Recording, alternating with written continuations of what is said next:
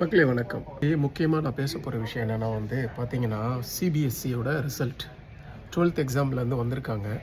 ரொம்ப ஷாக்கிங்கான நியூஸ் அப்படின்னு பார்த்தீங்கன்னா, ஓவரால் இந்தியாவில் சிபிஎஸ்சி எக்ஸாம் எழுதின மோஸ்ட் ஆஃப் த ஸ்டூடெண்ட்ஸில் கணிசமான பேர் ஃபெயில் ஆகியிருக்காங்க.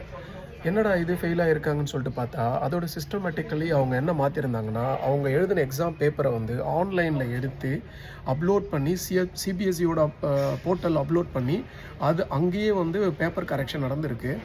அது ஒழுங்கான முறையில் கரெக்ஷன் நடந்துச்சா நடக்கலையான்னு தெரியாத ஒரு பட்சத்தில் என்ன பண்ணியிருக்காங்க, ஸ்டூடெண்ட்ஸுங்களை ரீவேலிடேஷன் கேட்டிருக்காங்க. அப்போ ரீவேலிடேஷன் கேட்கும் பொழுது இதை விட பெரிய சர்ப்ரைஸ் என்னன்னு பார்த்தீங்கன்னா, அங்கே வந்தவங்களோட பேப்பருக்கும் அவங்க ரோல் நம்பருக்கும் சம்மந்தமே இல்லாமல் இருந்துச்சு. ஒரு ஸ்டூடெண்ட்டும் ரீவேலிடேஷன் கேட்கும் பொழுது அவங்களோட பேப்பருக்கும் அந்த ரோல் நம்பர் எல்லாமே டிஃப்ரெண்ட்டாக இருக்கும். எல்லாருக்குமே ரொம்ப சர்ப்ரைஸ் அண்ட் ஷாக் ஆனது உடனே என்ன பண்ணாங்க, இதில் ஒரு 3 ஸ்டூடெண்ட் ஃபுல்லாக இறங்கி இவங்க என்ன பண்ணியிருக்காங்கன்னு அப்படின்னு பார்க்கும் பொழுது, இங்கே இருந்து இதுக்குண்டான ரிசல்ட்டு இந்த மாதிரி ஒரு மெத்தடை ஃபாலோ பண்ண சொல்லி எங்கேருந்து வந்துச்சுன்னா, மேலே இருக்கிற உத்தரவு யார், நம்ம ஆர்எஸ்எஸ் பிஜேபி அவங்களோட அந்த சிபிஎஸ்சி சிஸ்டத்தில் யார் உட்காந்துருக்காங்களோ அந்த ஹையர் காஸ்ட் பீப்புள் இந்த மாதிரி பண்ணியிருக்காங்க.